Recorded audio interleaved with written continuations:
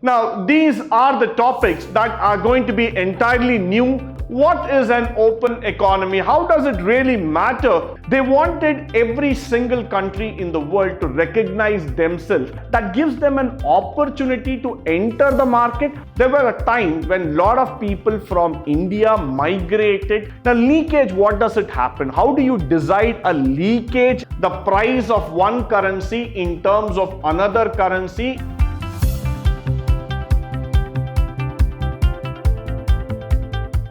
Good morning and welcome to the first session of Chapter 12, Open Economy. Well, this chapter is going to be very interesting. Why? Because we are going to talk about the modern economics of how the world has opened up and how the economy is reshaping in terms of business and trade. So moving forward, let's have a quick look into what are the topics that we are going to cover today. The first topics that we are going to look into it is the introduction, the output market, financial market, labor market, leakage versus injection, and then about the IMF, that is the International Monetary System or the International Monetary Fund altogether. Now, these are the topics that are going to be entirely new, interesting and educative enough. So I would request all of you to pay attention and learn up these concepts very clearly. Why? Because in the modern economic world, these topics are really going to make a difference in your life. So moving forward, we are now going to talk about an open economy altogether. What is an open economy? How does it really matter when we talk about this open economics? Now, if you know that every kind of economy, every country in this world has their own economic pattern. They would either like to go on a capitalistic mode, they would like to go on a socialistic mode, or on a mixed mode, or probably something like a centrally planned economy. But then the open economy is entirely a new concept that came into existence only after the late 90s. So let's have a quick look in trying to understand an open economy. This is a kind of economy which interacts with other country through various channels. The word itself is so fantastic, so interesting for us to learn. Interact. When I say the word interact, that means a country has opened up its channel. The country has come out and tried to talk with other countries. Now it is all about bilateral relations. We are going to interact. We are going to find out. We are going to communicate with each and every country. Find out what is the best that they have, that they can share with us and we can share in return with them. So that is where open economy is just opening up the mind, opening up the sectors of the country so that the trade can be propagated, trade can be promoted to the best level as far as possible. So open economy is one of the best kind of modern economy that you can think about, through which you can start building your nation to greater heights possible. Now, if you look here, a closed economy is one where there is no linkages. So you would see that in a closed economy, I'm a kind of a reserved personality. I don't want to talk. So I am closing myself. I don't want to interact with anybody. I believe that whatever is available in my country is good enough for me. Why should I go and open up my doors to my neighbors or to any other country in this world and start asking this question, what do you need to trade with? So here in a closed economy, I'm trying to restrict myself. I'm just trying to put a barricade for the growth. But in an open economy, I'm breaking up all the barricades. I'm just opening up. I'm ready to interact. I'm ready to trade. I'm ready to create a positive world altogether. So that's where it matters a lot when we talk about the open economy. Now, when you look at the third point, explain the basic macroeconomic mechanics through the open economy. Now, when the world started developing altogether, people wanted the trade and promotion factors to happen at the best level. We are not here to create an enmity. We are not here to create a barricade or to hold ourselves in terms of trade and business relations altogether. We are a country who have believed that The more we open up, the more internally we are competitive, the more we try to exhibit our products outside, we become challenging. We make our economy grow to the next level possible. So that is why when we started adopting ourselves to the channels of open economy, we started believing that the liberalization, privatization and globalization has picked up in India. So we started interacting with almost every single nation who are interested in terms of building up the business with us, in terms of building up the economy with us, and we started exporting our products to those countries.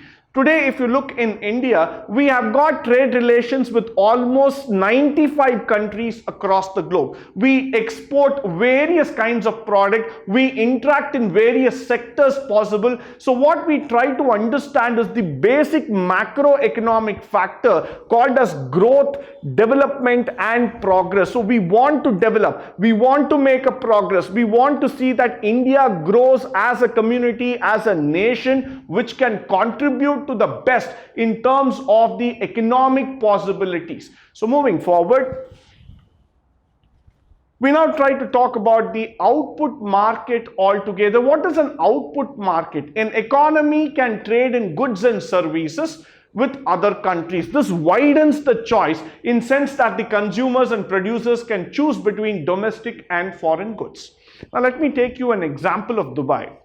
Dubai, when it started as a desert country to that of a destination country worldwide, it is a very, very interesting and a very beautiful transformation that they did.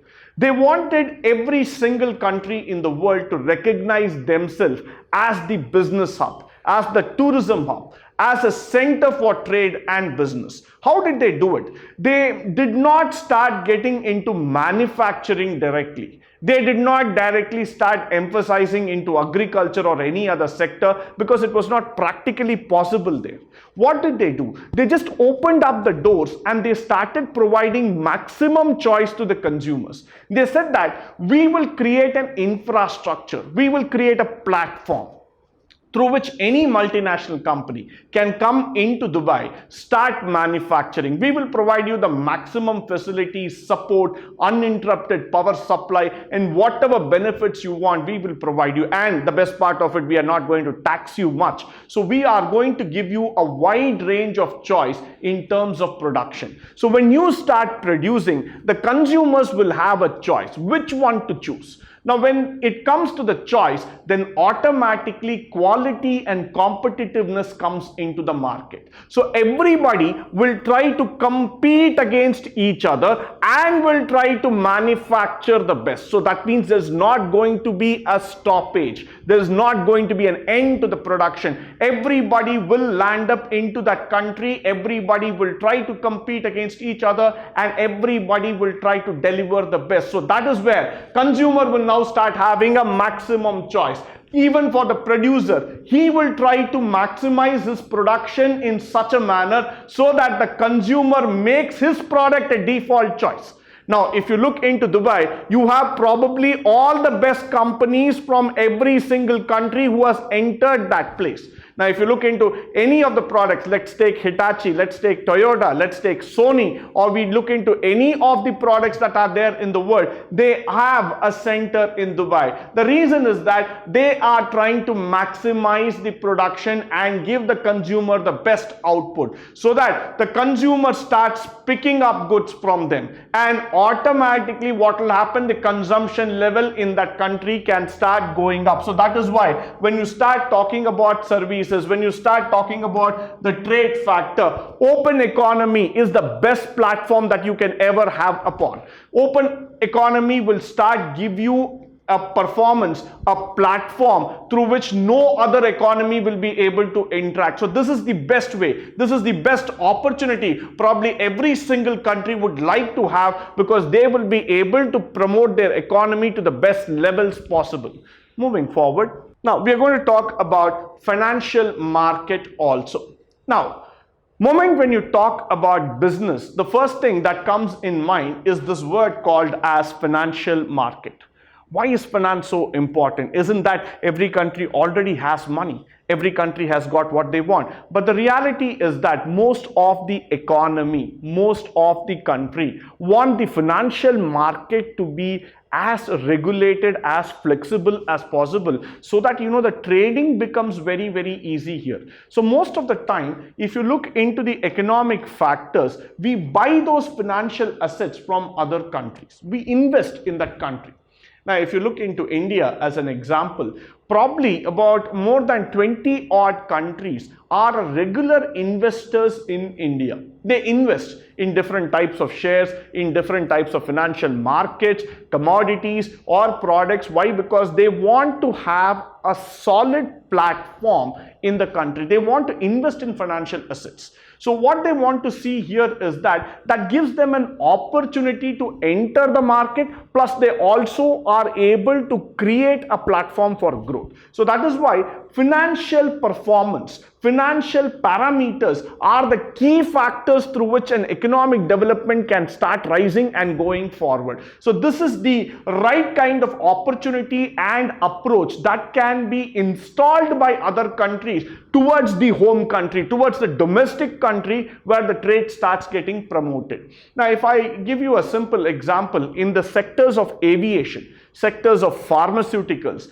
education, or probably in the sectors of IT services, India has been a very, very attractive destination where many of the companies have come in and invested so that our country can grow, and they also find an opportunity to do an excellent trade and business here. Now, moment when we start opening up sectors like insurance, banking, financial services, automatically what happens that the trade factor also starts go up, and we also get a lot of foreign exchange rolling into our country. So the financial performance in an open market economy is supposed to be the best that you can ever think about. And similarly, this gives an investors an opportunity to choose. Now, for example, if the American companies want to make a choice between India and China, or India and Pakistan, definitely India has got the best strategic advantage compared to any other South Asian nations. Why? Because of the size, the population, the knowledge, the skills, and the delivery performance that we have got all together. So that is why investors will always get a choice in an open economy. They can choose which country I want to put in so that the performance is at the maximum level. So now they can look in, they can compare and see whether it is good to invest in America itself, or is it good to invest in India so that I will get a better return in future. So the financial performance is a very serious indicator that gives an opportunity for every country to display their talent, to display their set of skills, and they will be helping them to grow the economy altogether. Now, moving forward, the labor market. This is another important area that we need to think about. There was a time when a lot of people from India migrated and went abroad. The reason was quite simple, because I was able to get more money than the Indian home ground altogether. So if I work in US, I will be paid in dollars. If I work in Muscat, I would be paid in reals. If I work in some other country, I would be paid in pounds or yens or euros altogether. Now, what happens in the labor market is that the labor market becomes highly fragmented. Why? Because you are able to look into the market as a paymaster or a non-paymaster sector altogether. So now what happens for the firms is that if they find that there are countries in the world where the labor market conditions are good, the pay scales are good, and you get the best of the best skill at the minimum wages altogether, then automatically firms will pick up those countries for investment. Now, again, taking India as an example, when the concept of BPO came into this world, business process outsourcing, India was definitely a preferred location, a preferred destination altogether because of the knowledge, because of the skill set, and because of the English speaking population that we had. We had a lot of youngsters who were well educated. They came from an English medium background. They were able to communicate decently. So automatically, when it came to the outsourcing business altogether, India was preferred as one among the destinations for labor market, and that helped a lot. Why? Because more than 50,000 people per year were able to get jobs in terms of BPO, in terms of IT enabled services altogether. So that is why when you start looking into this factor, firms can choose to locate the production and workers can choose where they want to work.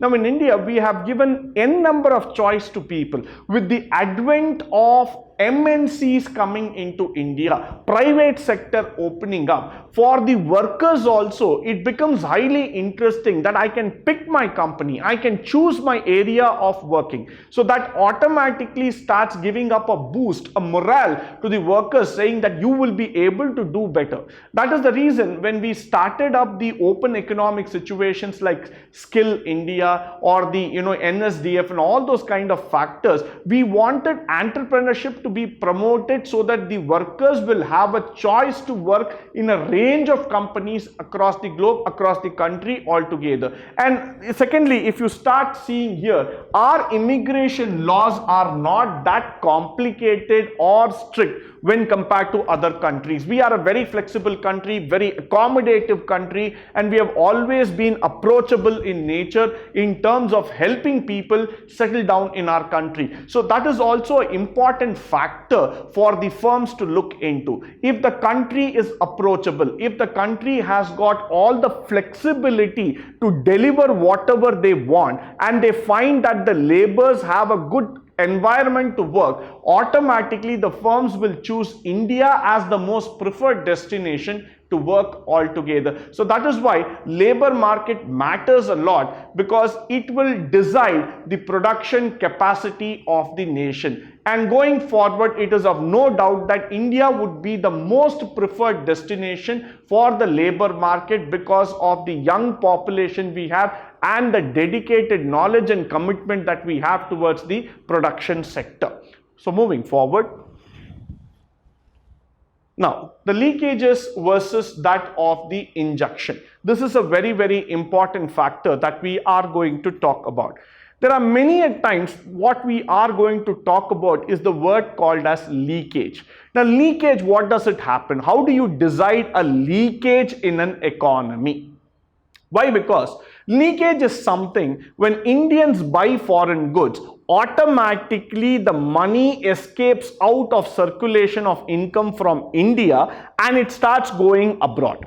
Which means to say that the money that should have been circulated within our economy, the money that should have been helpful for our consumption, for our growth, gets out of the country and starts going forward. So now what happens? There is a system leakage. There is a point where money gets out of the system and starts moving outside. On the other hand, when I talk about injection, that is where the exports are coming into factor. The more and more a country becomes an export-oriented unit, automatically what happens? Those millions of dollars will flow back into the Indian economy, and that's what we want. We want to become an export-oriented country just for the reason that we will be able to get those millions of dollars, pounds, yens, euros into our economy. That will be the best way to increase the aggregate demand and start producing across the globe and make a mark saying that India is definitely the manufacturing hub of the world. So that is why we want that injection to come into the economy. We feel that at some point of time, every single firm in India should become a manufacturing firm, more of export orientation altogether, build a quality, build a standard, build a benchmark of that level altogether so that Indian products are accepted everywhere in the globe. So this is a very, very important concept for us to understand at a macroeconomic level. How far have we become an export-oriented country? Many a times we are still relying on imports. It might be on electronics, it might be on pharma, it might be on any other sector as far as possible. What we need to start looking at a macroeconomic level is that become self-reliant and become more production oriented so that our products are sold outside and we are able to get that foreign revenues inside our country. So that is why leakage versus injection is a very important concept in the macroeconomic level. We should try and see that as far as possible, the Make in India concept is imbibed in every single firm of the country. Why? Because when you make in India, when you buy in India, automatically there is a whole lot of difference. Similarly, when you make in India and sell it across the globe, automatically the foreign revenues can be increased. That is how we will be concentrating on FDIs altogether. That's how our forex reserves can also start going up. Now, moving forward, we also have the international monetary system. The price of one currency in terms of another currency is known as foreign exchange rate, or simply the exchange rate altogether. Now, a most simple factor that anybody would love to talk is dollar versus the rupee factor altogether. We love to talk about dollar versus rupee many a times. Why is that? Because dollar is always accepted as a foreign standard currency altogether, and rupee is something that is our local currency. So when we try to pitch in dollar versus rupee, what is the value? Let's assume that today the rupee is trading at 75 rupees versus that of a dollar. Automatically now what happens? It is a sign or a signal for the exporters. When the dollar value goes up, they will be able to make more money. Moment rupee starts getting stronger versus the dollar, the export value will start coming down. So at one point of time, we try to hit the equilibrium mode, trying to find out what is the best position for dollar versus rupee. Because this dollar versus rupee is always an important factor at the international level, and this is true for every single country. Because if I'm a Japanese, I will try to see what is yen versus dollar. If I'm a Chinese, I will try to see what is yuan versus dollar. Or if I'm a person from UK, I will try to see what is pound versus dollar.